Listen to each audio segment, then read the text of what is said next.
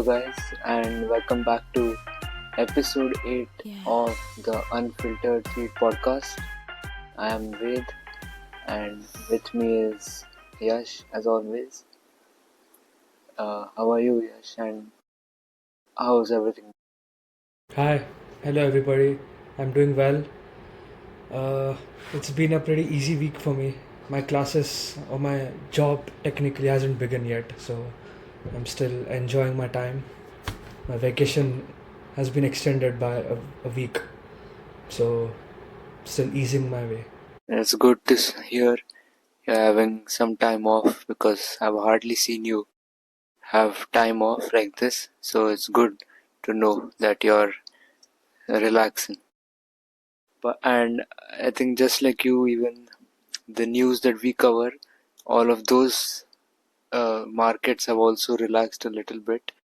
We don't have much to talk this week, but it was still important to come here and deliver because that is what we want to make our trademark as something that people know us for, that is consistency. We have not always had the best of records, but we are here to set it straight.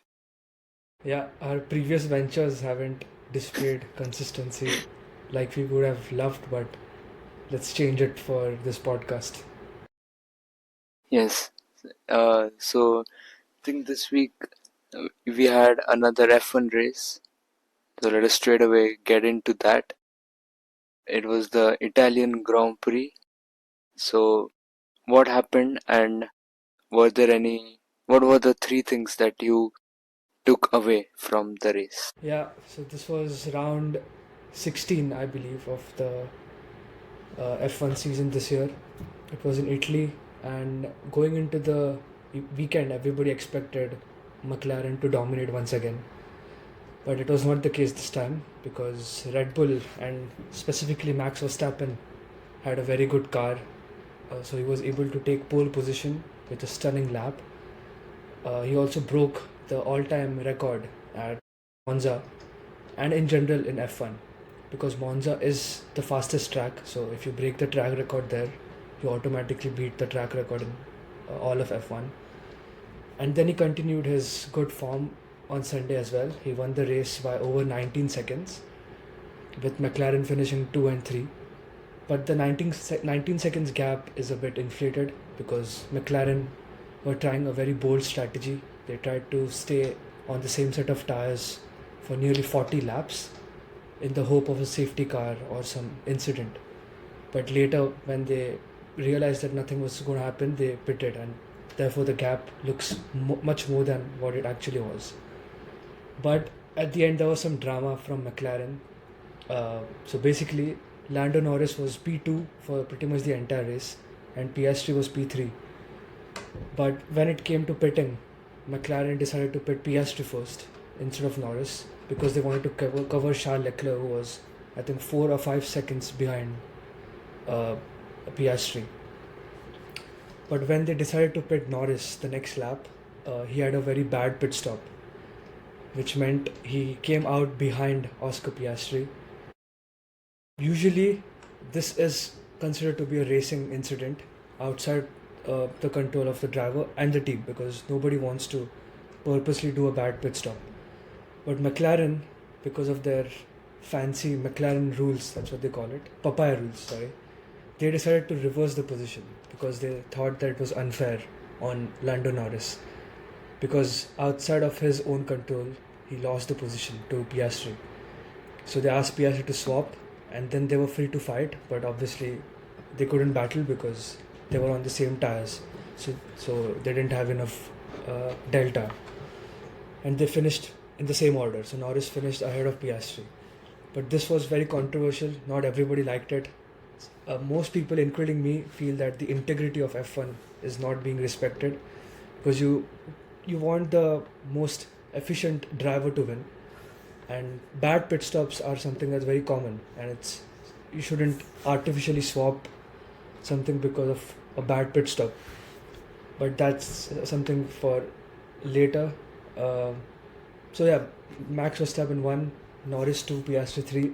Ferrari finished P4 and P6 in their home race, which is okay. I was expecting a podium at least, but that didn't happen. But yeah, this was the Italian GP in a nutshell. Yeah, so I think we just went back a couple of years with this race, with Max Verstappen dominating. Honestly, I don't remember the last time he did that. I Yeah. haven't heard that from you in a while. So for those old fans, I think it was a bit of a refresher. And I think on the McLaren controversy, I think as long as the drivers are not having a problem with it, I don't think there should be any problems. So uh, sometimes fans take it a notch higher than they should, but I think as long as the drivers are okay with it, there shouldn't be a problem. Yeah, that's fair enough. But if you think of it in a in a certain perspective, McLaren asked Piastri to give Norris the place back because Norris had a bad pit stop. So now, if you take it a bit further, let's say Norris DNFs, which he did in Zandvoort, McLaren technically should ask Piastri to as well just crash and DNF because then it's unfair on Norris. So this is something that they won't be able to stay consistent with because as the championship ends and it comes to a close, both these drivers will start becoming more selfish and they won't care about the team. So I think someone will have to be a bit more selfish, and then that will put the other driver at a disadvantage. So McLaren, if they're trying to make this so fair, I hope they have enough power to dictate what the drivers do because in the future I don't think Norris or Piastri will be so kind to just move out of the way. So it's going to be very tough for them. That's what everybody's saying. They have now opened a massive can of worms where what is fair and what is unfair is something very difficult that McLaren will have to discuss in thorough with both of the drivers in advance. So it's very tricky. Let's see what happens now in the future. Yeah, I think that was an interesting incident. And moving on to the next race, how long are we away from it? I think next week there's no race. So uh, it's happening Sunday after the coming Sunday. So quite a long wait. But the race is in Baku, which is one of my favorite tracks because most times it gives us a very entertaining race. And this time as well, I'm expecting a good race because of the long straight that we have over there. The DRS should be decently powerful, so I hope it's a good race. And secondly, it's Charles Leclerc's favorite track. I think he's been on pole for the last 3 or 4 or even 5 races in a row. I think since 2021, it's always been Leclerc on pole, if I'm not wrong. He goes very well there, so I hope Ferrari are able to give him a good car. A lot rides on Ferrari themselves and not much on Leclerc. Yeah. So yeah, so next week we'll have a break from F1, but we eventually will not because some or the other off-track news will pop up. So we will have F1, but not will not cover the race next week. Yeah. So let us switch sports now to from your field of interest to my field of interest, which is cricket. And the fact that we are getting into cricket in the 10th minute just shows how thin we are on news this week. Yeah. So now let me be the host and I'll start my list of questions for you. So first up, can we talk about a few important matches that took place over the last week? I think there were a couple of interesting series that were taking place. So let's talk about that. Yeah, so we had South Africa Tour of England. The ODI series just ended. The T20 series starts today at the time of posting this episode, which is on the 10th of September. So, talking about the ODI series, South Africa beat England 2-1, but the third ODI, uh, England won it by a record 340-ish runs, which Oh, is the biggest margin of victory ever in the history of ODIs, which is quite fascinating. and the record was previously held by India versus Sri Lanka in 2023. So England just broke a big record, and I think it's been a trend with South Africa. I saw a stat somewhere that they've lost, I think, six of their last dead rubbers, or not dead rubbers, the last game of the series. So they're not able to close out series, though they have won the last two series against Australia in Australia and against England in England.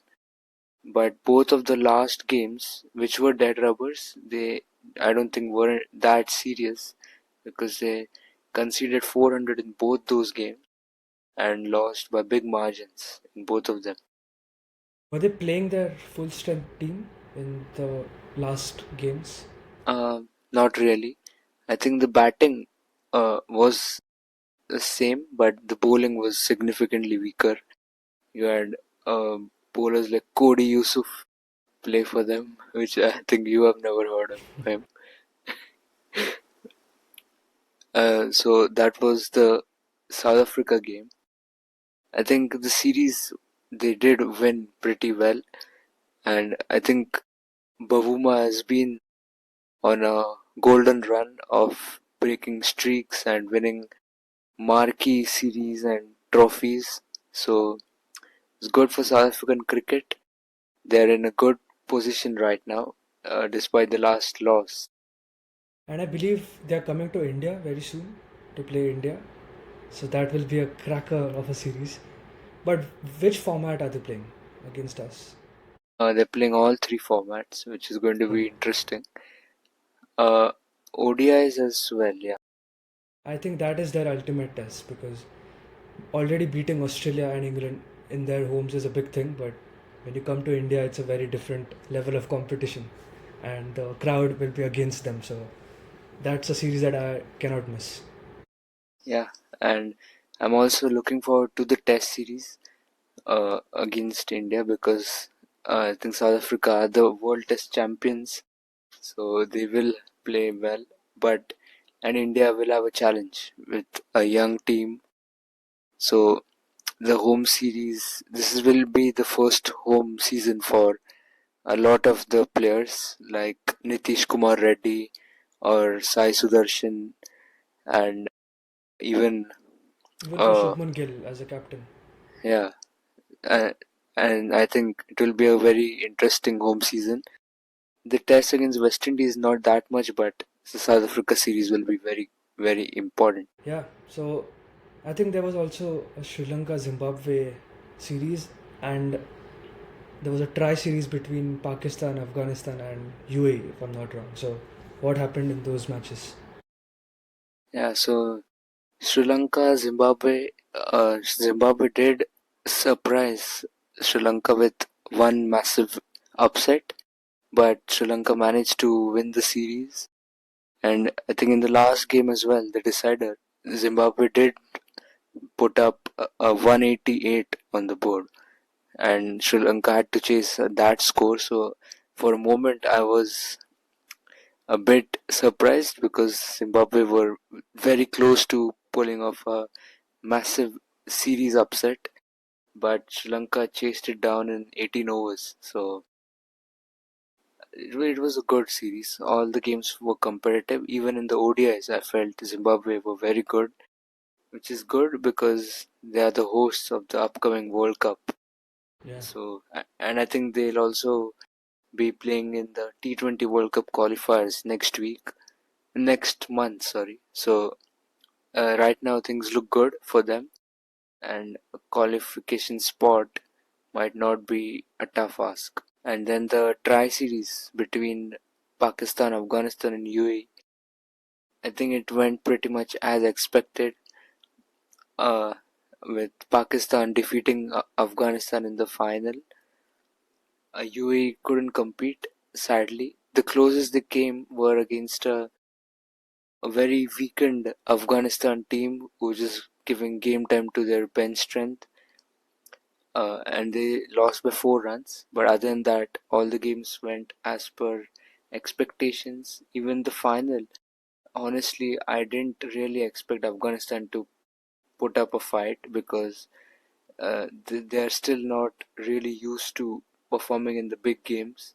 We saw that in the World Cup, T20 World Cup semi-final last year as well, where they were bundled out for around 60 versus South Africa, and a similar story repeated here. So Pakistan did well, and I think it all comes down to the Asia Cup now. It's going to be a very, very interesting tournament. We have talked about it before, but I think the excitement just keeps building, which Yeah. I shouldn't be saying because I was the one who was against India at least participating in this tournament. But I think I am a bit selfish here. Cricket obviously is very exciting, and as we build up to the T20 World Cup, all these matches are going to be very important because you'll get to see the teams playing with their full strength, and you can slowly start predicting what might happen in the World Cup, which is almost 4 or 5 months away now, so it's very close. Of course, the schedule is still not out, but it will be out soon, I hope. Yeah, and now that you have mentioned it, there is one big news that I got. I'm not sure how true it is, but it is that the T20 World Cup final will be played in Motera, according to sources, which is What a really surprise. heartbreaking. Yeah, Yeah. and it's not unexpected, but I had a lot of hopes for other venues this time around because I thought we were done with it. Uh, you got the final this year, they got the final in the World Cup, they got the final last year of the IPL as well. So I thought there has to be a tipping point, but sadly it's not yet reached. So I according to the believe sources, they also got the IPL final this year. I think yeah, ever since the stadium opened in 2021, they got the IPL final 3 times out of 4. I think the only once it was not there, I think 4 times in 5, because in 2021 it was in Dubai, but it was originally scheduled to be in Motera. In 2022 it was in Gujarat, in Motera. 23 was Motera. 24 it was in Chennai because CSK won. And then last year it was scheduled in Eden Gardens, but then they rescheduled it to Motera as well. So uh, obviously it's a big stadium, so the crowd, I mean, a lot more people can attend. But I feel in terms of the actual atmosphere, there are other venues such as Eden Gardens or Wankhede or even Chennai or Bangalore for that matter, who can offer a better experience in general. But now let's move to the Asia Cup. It started today on the day of recording, and match one was between Afghanistan and Hong Kong. And as expected, it was a one sided win for Afghanistan. They beat Hong Kong by 94 runs. As expected as well, I didn't watch a single ball, but I hope you were at least following the game. If not, you were watching it. So, what happened and what was your biggest takeaway? yeah. So I did catch hold of a bit of the action.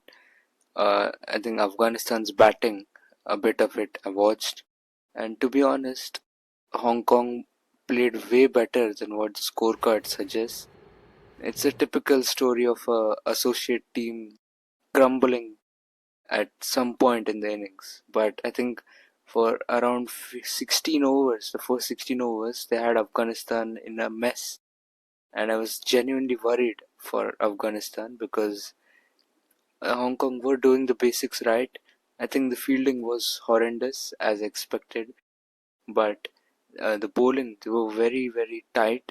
They bowled stump to stump, and the field setting was also very good. I was surprised with that, and I think they used the conditions really well. But eventually, as has always been the case with these associate teams, at some point Afghanistan got one big over and then they just freed out. And I think they were, after 15 overs, they were somewhere around 100 or 105, and they ended up with 180. In the last 5 overs, they really went berserk. I think Azmatullah Omarzai batted really well, scored a 50, and then Hong Kong were never really going to chase it down. It was always going to be about how close they can get, but they couldn't. And I didn't really watch the second innings, but I'm sure the usual suspects delivered for them. Yeah, So it was a one-sided win. yeah. So that's again typical for associate nations, but I think this experience will help them a lot going ahead. Yeah, Now let's preview today's game. On the time of at the time of posting, it's India opening their campaign was against the hosts, so technically the home team, which is UAE. And I believe this game is happening in Dubai. yeah, So what I wanted is a quick speculation from both of us for the playing 11 that India will go ahead with, not just for this game but in general, the combination for this tournament. my So bad. I yeah. So I'll go ahead. Uh, I was watching a video by Harsha Bhogle, which kind of inspired me because his thoughts were really nice and the logic that he presented was quite interesting. So I think India will go ahead with 8 batters and 4 proper bowlers because then it gives enough batting and you have a lot of all rounders who can That also bowl. makes it 12. Sorry, till number 8 you bat and then you have 9, 10, 11. Okay, so you have three proper bowlers and then all rounders. So the 3 proper bowlers are Varun Chakravarti, Jasprit Bumrah, and Arshdeep Singh. So these are the last 3 players in this side. So now let's look at the batting for me. It will be obviously Abhishek Sharma and Shubman Gill. There's no doubt that this will be the opening combination. For number 3, I had 2 options. One was Tilak Verma and one was Sanju Samson. But I would like to take in Tilak Verma because he's a left-hander. Plus, he's done very well for India. Looking at his stats, I think in his career he's averaging at around 50, and he's also playing with a 150 strike rate. So there's nothing more that he can do. And he loves batting at number 3. So Tilak Verma will play at number 3. Number 4 is locked in with the captain Surya Kumar Yadav. And then 5, 6, 7, 8. Here you have 4 options for all rounders. I think Hardik Pandya and Akshar Patel make it in every Indian side, which gives you 2 more spots, and you have quite a few options. You have Washington Sundar, you have Shivam Dubey, you have Jitesh Sharma, and you have Rinku Singh. Rinku Singh. So you pick any 2 of these. Obviously, since you don't have Sanju Samson, you have to play Jitesh Sharma. And then I would like to go with an extra spinner, just because this is UAE. So I will play Washington Sundar. But if it was some other ground, you can easily play Shivam Dubey. You can also chip in with a couple of overs if needed. So in this top 8 batting, you already have Hardik Pandya, Akshar Patel, Washington Sundar as 3 proper bowlers who can each bowl 4 overs if required. And you have 3 proper bowlers at the back end as well. Now, Harsha Bhogle in his video mentioned an interesting fact. If India wants to play Kuldeep Yadav desperately, what they can do is they will have to drop Arshdeep Singh and play Harshit Rana, and drop Sundar and play Kuldeep, because Harshit Rana can at least contribute something with the bat. But if you play Kuldeep, Arshdeep, Bumrah and Chakravarti, then your tail is very long and it can cause a lot of harm, because India is known to collapse many times. So this will be my playing 11. 3 proper bowlers and the rest are batters and all-rounders. So do you agree with this? And if not, what's your playing 11? Yeah, I think more or less I would agree with this. But what I don't agree with is that Harshit Rana is not a better batter than Arshdeep. He just has the kind of an image that he does well, but if you have seen carefully, Arshdeep Singh has also really worked hard on his batting. So at number 8, if you drop Arshdeep just because Harshit Rana will give you batting, I think it will be unfair to Arshdeep, because he more or less contributes similarly with the bat, but with the ball he has a much bigger role Yeah. to play and is much more effective. So I think I would stick with Arshdeep even if I wanted to play Kuldeep Yadav, because the difference in Harshit Rana at number 8 and Arshdeep at number 8 is not that much. But the difference in Washington Sundar, the bowler, and Kuldeep Yadav, the bowler, that is, I think that is what I would value more. So I would like to play Kuldeep Yadav and Arshdeep, because then you have four proper bowlers and all four are match winners on their day. Yeah, Arshdeep, Kuldeep, Chakravarti, and Bumrah. So I don't think there's a better bowling attack, and the batting is good enough to handle itself. I mean, you still have seven quality batters, so I don't think that is a problem. But at the same time, uh, I don't think the management will go ahead with this combination, because from what I've seen of Gambhir, he likes to have that cushion of extra batting, and as you mentioned, I think that will be the case here. And Sundar or even Shivam Dubey will get the nod. So what I think will be the playing 11 tomorrow would be Abhishek and Gill and Tilak Verma at number 3. And the simple reason why I won't play Sanju is because Tilak has been batting at that position for India for quite a while and he's been very good.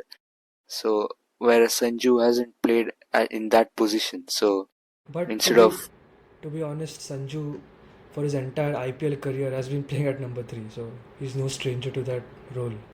yeah, but I don't think it would be fair again on Tilak Verma, Yeah, because it's a place that he is really owned in the Indian setup. So I think I would stick with that. And then Surya Kumar at 4. And also Sanju Samson, you have, it's not that he has been completely failure proof. He has failed big time in the England series, which was the last assignment of India. So there are fair reasons to yeah, drop him. He didn't have the best of IPLs either. So I think that's why I would go with Tilak. And Surya at 4, uh, of course. And then uh, Hardik at 5, Jitesh at 6, and number 7, you could pick Sundar Dubey. Akshar Patel. Sorry, yeah, okay, number 7, Akshar Patel. So basically, uh, yeah, and then at number 8, I would play Akshar at number 8 and go with Sundar at 7. So that would give me 3 spinners, and then I have Arshdeep, Bumrah, and Chakravarti. So, including Hardik, I have 3 pacers and 3 spinners. Yeah, So, that's the Champions Trophy template that India followed. But also, a little more aggressive option could be, if they want more depth in the batting, maybe play Shivam Dubey instead of Sundar. And you have Abhishek and Tilak who can also bowl if needed. So, you still have 5 bowling options, and your sixth option is Abhishek, because I've seen them. They have tried bowling Abhishek quite a lot in the previous series, so that could be a plan. But I think looking at Gambhir, I think he'll stick to his Champions Trophy template and play Sundar at 7. yeah. But speaking of this, it's been it's like a dream scenario for India now. I remember a couple of years back we were criticizing India for having too many one-dimensional players who could contribute with only one thing. We had Rohit Sharma, KL Rahul, Virat Kohli, Shubman Gill. All of these players were just batters, and once they got out, they were contributing basically zero. But now you have the likes of Abhishek Sharma, Tilak Verma, Hardik Pandya, Shivam Dubey, Sundar, Akshar Patel, who can contribute in almost all three categories. So even if they get out early, they can contribute with the ball, give that flexibility to the captain. So it's a dream scenario. I just hope this also translates into the ODI side, because I think in the ODI setup we still have a lot of batters who cannot bowl. Yeah, I think naturally the next generation of Indian cricketers are really multi-skilled. So whenever we transition in the ODI team, I think that will naturally happen. But I think coming back to the T20 side, I think one name that would have really made things easier here, I think for me would have been Riyan Parag, a player in like his peak. Yeah, Riyan Parag would really fill that number 7 spot because he's someone who can bowl. He's a good finisher as well, and I think he's better slated as a spin bowling all rounder than Washington Sundar in this setup because you need someone who can hit the ball well. Sundar has done it, but again, you can't trust him as a finisher yet. So that would have been very good. And yeah. also, one thing that I just uh, put my head around was that Akshar Patel has been batting in the top 5 in the Yeah. IPL. So maybe that could also be a plan. You never know. So they could accommodate Rinku Singh as well and just uh, play Akshar Patel in the I top think 5. I think for that to happen, they'll have to drop Tilak, play Sanju, and then Yeah. drop Jitesh and get Rinku. So So yeah, the a lot of multiple combination. combinations. I would also feel Shashank Singh can be a nice fit because I guess he also bowls off spin and he He can bowls finish medium pace. medium pace, okay, and he can finish the innings well as well. So he's a potential option for them to look at. But with Riyan Parag, I feel he got injured at the worst possible time because last year in the IPL, the way he performed, and for India as well, he did play a Yeah. couple of good knocks. He had And broken through into the team. ever since his injury, he had a decent IPL this year. But then all the hype is just gone, and the selectors have forgotten about him. Yeah, he did play in the Duleep Trophy, but his team got knocked out in the very first game, so couldn't make an impact there. I think in the IPL, I remember one game against KKR. He was really Yeah, blasting the ball, but other than that, he had a pretty forgettable season. So I don't know where he is heading. And him and Nitish Kumar Reddy are really useful all rounders to have in the squad. So I hope they return to their fitness and add value to the team. yeah. So whenever we talk about India, the conclusion is Indian cricket is at its peak right now with the number of options and combinations that we have. So it's going to be, as I said last time, it's a very difficult job for the selectors and the coach because you just don't want all the best players, but you want the best team. So you would want to pick and choose players who will do well with each other. So you should complement each other's skills. So with that, I think we can stop talking about cricket. Spoke for nearly 25 minutes again. So easily the It's longest always the case with podcast. cricket. So now And we let's move. still, just a moment, we didn't cover a couple of big news here. I'd just like to add very quickly. Last week we did cover the news that Rahul Dravid left Rajasthan Royals, and in a follow-up to that, Rajasthan Royals CEO has also left them, which who the Josh McCollum, or I don't remember his name, but whoever he was, he's no more with Rajasthan. So seems to be some serious problem with the franchise. Yeah, that's a big blow because I think his name was Jake, if I'm not wrong. Yeah, Jake Mac something. Quickly look him up. Yeah, Jake Lush Makram. I remember him. Yeah, He was there for every single IPL auction. So it's a big surprise. So I don't know what RR is up to now. They have had a very bad IPL this year. So I hope they sort these things out and build a better team. I'm pretty sure Dravid wasn't happy with the kind of players they picked. Neither were we, because they I think only had 3 foreign players in the squad, I believe, and 2 of them were yeah, spinners in Hasaranga and Tikshana, and Archer was the third one. So they had a very, very weird squad, and now they're stuck with it because now it's only going to be a mini auction. So you can't change your team in 1 year. Yeah, so that was a quick news we wanted to cover. So now let us move to a tech. And this week we had two big tech events, Samsung and Apple. To be honest, Samsung was big only on the hype front. So what do you make of the products that they launched? Uh, to be honest, I wasn't even sure what they were going to launch because in my mind, I thought that they'd already launched this year's tablets in their foldables event, which happened a couple of months back. But that wasn't the case. So they just launched their brand new line of tabs and the S25 FE, which has been a staple product of theirs, the fan edition, and it's very popular because you get similar specs but for a very lower price. Uh, so yeah, I did look up the tablets specifically. I think the biggest upgrade is the S Pen. They have changed the shape to make it like a pencil. So you have the hexagonal shape now, and they've improved the angle of the tip. So there's a wider angle with which you can draw.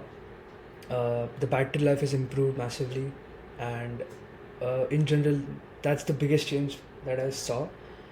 Other than that, obviously, there are incremental changes such as the processor, the screen, the durability. But all in all, the tablet hasn't changed much. What did you make out of the? Yeah, so uh, honestly, I don't remember the last time there was a big change to the tablet lineup. So they have been following a particular pattern over the years, and that is why I didn't hesitate to buy the S10 Ultra, even though it was halfway through its new cycle. We were closer to the S11 than the S10, but still I went ahead because I knew that they won't make any major changes, and I was right. And also S25 FE, I think I'm a bit confused with their strategy because I think last 2 years they just soft launched the FE phones and they didn't have any special event or anything, and you just saw them pop up in stores. And this year, out of the blue, they've come up with an event. I remember the S21 FE when the FE was first launched, or S20 FE. Yeah, S20 FE. That was a very big deal, and they really had a lot of hype and all of that. And then in the last few years, it just died, and now they're back. So I don't understand why the sudden change in strategy. And I think the phone is good. It fits into the Samsung boring yet effective template. Yeah, So nothing much to say there. I have it up on my monitor here, and I feel S25 FE or the FE series is eventually going to become the Air or the Light or whatever they Edge. launched. The Edge, yeah. I think they're going to merge both of these because the major talking point of this phone is that it's slimmer and lighter. Uh, Yet it is priced at $999, so it's not cheaper anymore. So I think that's the plan for Samsung. They want to merge Edge into FE eventually. But in terms of the specs, I think it's got Gorilla Glass Victus. It's got an aluminum frame. I think it's got the same processors as its the superior companions. It's got a triple camera setup on the back, which I think is the same setup as the S25. You've got a 50 megapixel and a 12 megapixel and a 8 megapixel camera. So I think they're going to make this the edge. That's what I Yeah. think. And I honestly feel 5 phones for a particular edition is an overkill. The three that you usually have, and then Edge and the FE, so that's a very, very big lineup. It doesn't make sense. So I think eventually Edge and FE, one of them will have to die. So I think that's what you said. So I agree with that because it's just an overkill.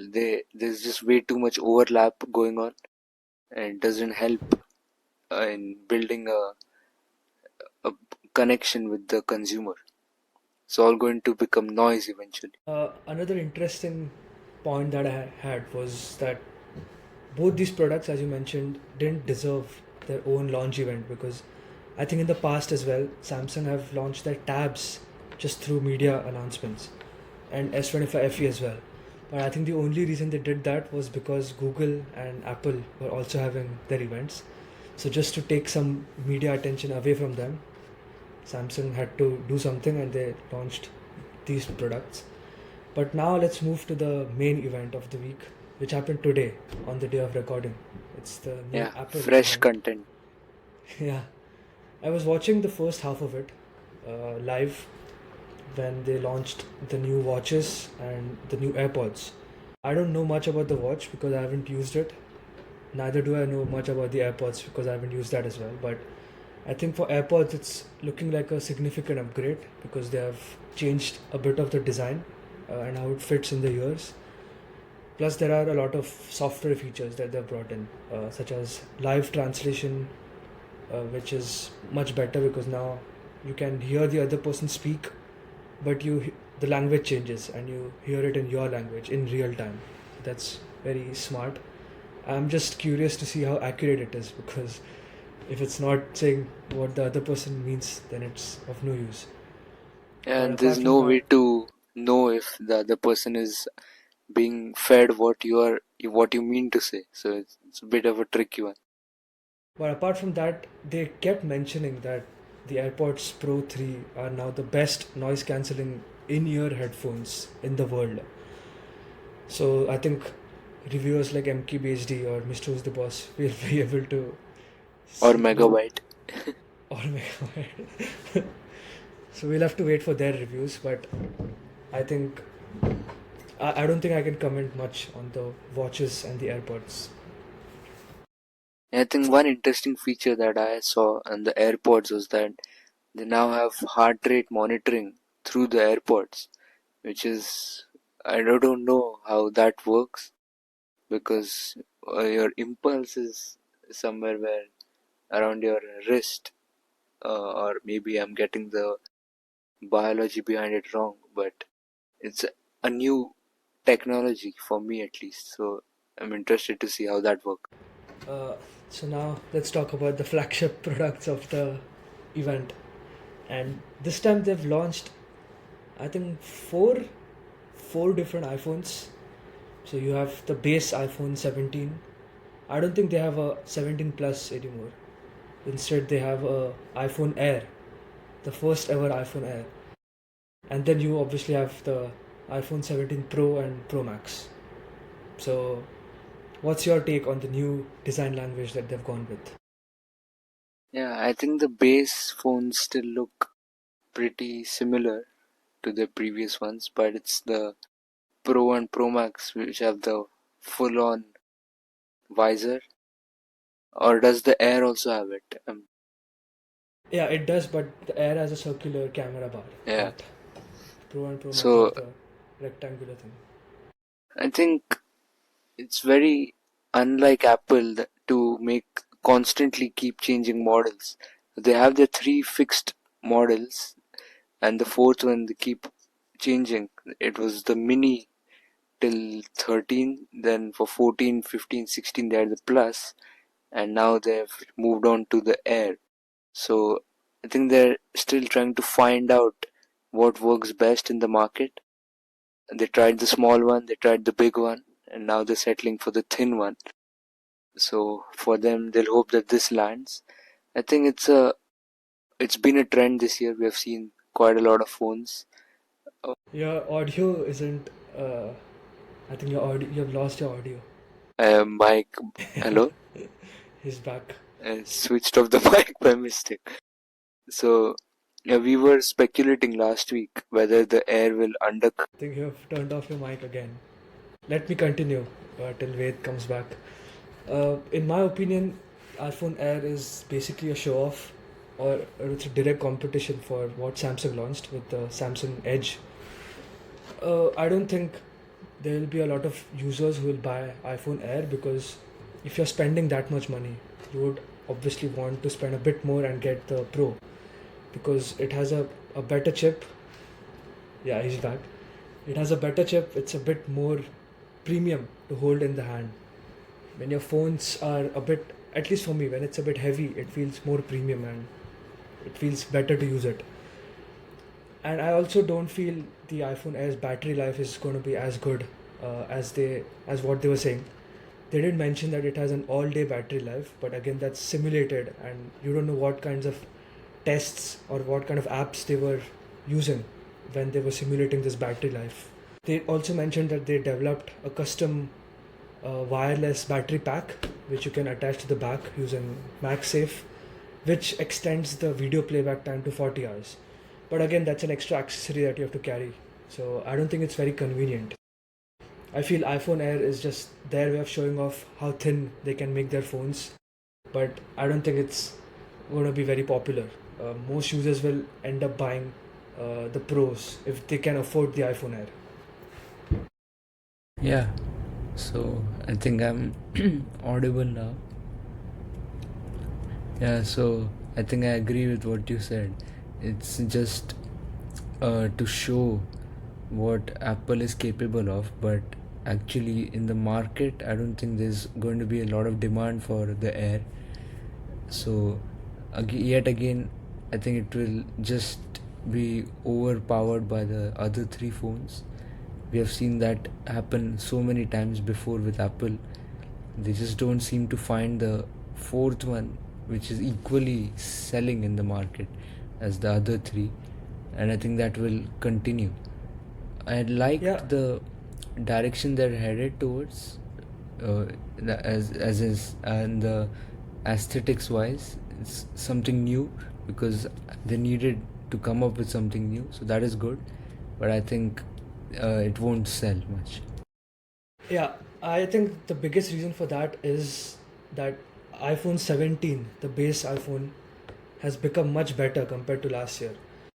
If the base phone still had a 60 Hz display, if they still had slower charging, or if they had inferior cameras, and if iPhone Air solved all these issues, users could have justified paying extra $200 for iPhone Air. But iPhone 17 now has ProMotion, so it can go up to 120 Hz. It has a brand new camera system, which is almost the same as the Pro Max. Just I think one camera is missing. It has a faster charging speed, and in general, it has a much quicker processor as well. So iPhone Air, even though it has the A19 Pro, I don't think that alone justifies the extra $200 that you're paying, plus the inferior battery life as well. So I don't know why Apple did this. If they wanted to make the Air stand out, they should have just continued with 60 Hz on iPhone 17, because that is a decent gap when it comes to the $200 that iPhone Air is priced at. But yeah, that was my biggest, like the biggest question that I had was, why did they launch iPhone Air at $999 and the base iPhone at $799? Yeah, so I think once it comes out on sale, we'll come to know, and even Apple will come to know if they made a mistake or a master stroke. Because right now it's tough to say, but I think our speculation seems to be the right one.